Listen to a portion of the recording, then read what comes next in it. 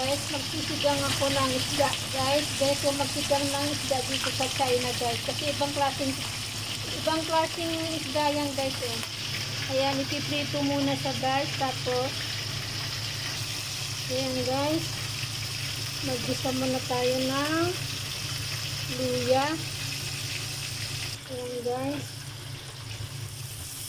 Bawang, sibuyas. Kamatis, guys.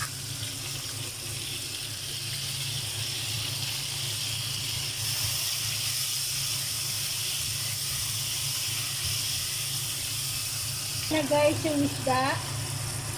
Lagyan natin ng tubig, guys. Sabaw.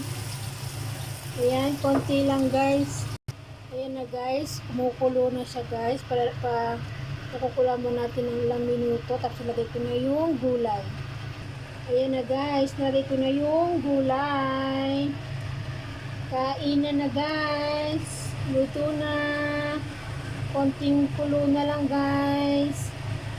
Ayan.